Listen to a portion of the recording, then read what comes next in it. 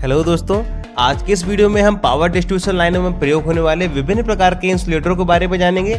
साथ ही ये भी जानेंगे कि उन्हें हम कब, कहां और क्यों प्रयोग करते हैं। तो चलिए आज कुछ नया सीखते हैं। एग्जाम और इंटरव्यू की दृष्टि से ये वीडियो बहुत ही इंपॉर्टेंट है, इसलिए इस वीडियो को पूरा अंत तक देख कर ही जाना।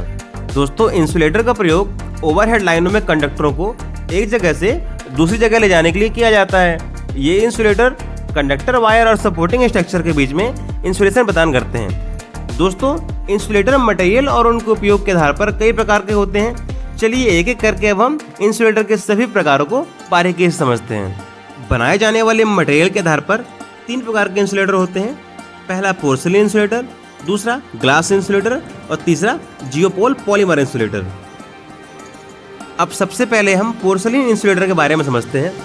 दोस्तों, ये इंसुलेटर पोर्सिलिन या चीनी मिट्टी के बने होते हैं, इसलिए हम इन्हें पोर्सिलिन इंसुलेटर कहते हैं। ये इंसुलेटर सभी प्रकार के वोल्टेज जैसे लो वोल्टेज, मीडियम वोल्टेज और हाई वोल्टेज और वेरी हाई वोल्टेज तक में प्रयोग किए जाते हैं। इनकी dielectric strength 60 kilo volt per centimetre तक की होती है। वैसे तो इनका कलर सफ़ेद होता है, पर इन पर ग्लोसिंग करके इन्हें भूरा कलर कर दिया जाता है, जिससे ये स्मूथ हो जाते हैं। साथ ही इन पर वातावरण का प्रभाव भी नहीं पड़ता है। इनके बाद आते हैं ग्लास इंसुलेटर। जैसे कि नाम से ही समझ में आ रहा है कि ये कांच के बने होते हैं। इनको भी हम सभी प्रकार के voltage low, medium, high, extra high voltage तक में प्रयोग कर सकते हैं। इनकी dielectric strength 140 kilo volt per centimetre तक की होती है, जो कि पोर्सिलिन या चीनी मिट्टी वाले इंसुलेटर से काफ़ी ज़्यादा है। इनका कलर पारदर्शी होता है और ये वजन में पोर्सिलिन से काफ़ी हल्के होते हैं। जियोपोल पॉलीमर इंसुलेटर। दोस्तों, इस प्रकार के इंसुलेटर फाइबर ग्लास और एपॉक्स पॉलीमर के बने होते हैं। इनका प्रयोग ज़्यादातर पॉल्यूटेड एरिया में किया जाता है। इनकी खास बात यह होती है कि ये पोर्सिलिन इंसुलेटर के मुकाबले में 70 से 80% तक हल्के होते हैं। ये ज़्यादातर ग्रे कलर के होते हैं और इनका प्रयोग लो टू मीडियम वोल्टेज में किया जाता है। अब हम उपयोग के आधार पर इंसुलेटरों के प्रकारों को समझेंगे, जिनमें पहला है हमारा पिन इंसुलेटर। दोस्तों, इस प्रकार के इंसुलेटर को हम 11 kV से लेकर 66 kV तक की लाइनों में प्रयोग कर सकते हैं, मगर हम इनका प्रयोग 11 kV से 33 kV तक की लाइनों में ही करते हैं, क्योंकि 33 kV से ऊपर की लाइनों में इनका प्रयोग इकोनॉमिकल नहीं होता है, वह ये महंगे पड़ जाते हैं। इनका प्रयोग सीधी डिस्ट्रीब्यूशन लाइनों में किया जाता है। मोड़ पर या गुलाई वाली जगहों पर इनका प्रयोग हम कम ही करते हैं। दोस्तों, इन्हें हम क्रॉस आर्म के टॉप पर लगाते हैं। ये सस्ते होते हैं, साथ ही आसानी से अवेलेबल होते हैं। डिस्ट्रीब्यूशन लाइन या कंडक्टर पिन इंसुलेटर के ऊपर से गुजरते हैं, जिन्हें हम एक वायर के माध्यम से पिन इंसुलेटर से बांध देते हैं व नीचे एक एंगल के माध्यम से हम पिन इंसुलेटर को सपोर्टिंग स्ट्रक्चर में टाइट कर देते हैं। इसके बाद आते हैं साइकिल इंसुलेटर।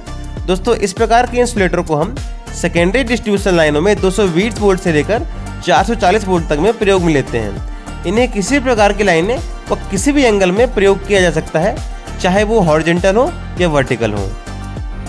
इसके बाद आते हैं डिस्क इंसुलेटर। दोस्तों, इनका आकार एक डिस्क के जैसे होता है, इसलिए हम इन्हें डिस्क इंसुलेटर कहते हैं। ये पोर्सिलिन या ग्लास के बने होते हैं। ये सबसे ज़्यादा प्रयोग में लिए जाने वाले इंसुलेटर। पोर्सिलिन की एक डिस्क 11 से 12 किलो वोल्ट तक का वोल्टेज सहन कर सकती है। जैसे ही लाइनों की वोल्टेज बढ़ती है, हम डिस्क की संख्या बढ़ा सकते हैं। जैसे 11 किलो वोल्ट की लाइनों में हम एक डिस्क का प्रयोग करते हैं, 33 किलो वोल्ट की लाइनों में हम 3 डिस्क का प्रयोग करते हैं व 66 किलो वोल्ट की लाइनों में हम 5 डिस्क का प्रयोग करते हैं। Strain insulator. इस प्रकार के इंसुलेटर को अत्यधिक तनाव सहन करने के लिए बनाया जाता है। इन्हें हॉरिजॉन्टल उपयोग में लिया जाता है। जब कई डिस्क इंसुलेटर को एक साथ जोड़ दिया जाता है तो ये स्ट्रेन इंसुलेटर कहलाते हैं। हम इन्हें किसी भी एंगल में प्रयोग कर सकते हैं। इनका उपयोग हम 765 किलो वोल्ट तक की लाइनों में कर सकते हैं। जैसे जैसे लाइनों की वोल्टेज बढ़ती है, वैसे वैसे ही हम डिस्कों की संख्या को लगातार बढ़ाते जाते हैं। Suspension insulator. जब कई डिस्क इंसुलेटरों को जोड़कर हम वर्टिकली उपयोग में लेते हैं, तब हम इन्हें सस्पेंशन इंसुलेटर कहते हैं। ये 765 किलो वोल्ट तक उपयोग में लिए जाते हैं। इनकी वजन सहन करने की क्षमता बहुत ज़्यादा होती है। इसके बाद आते हैं पोस्ट इंसुलेटर।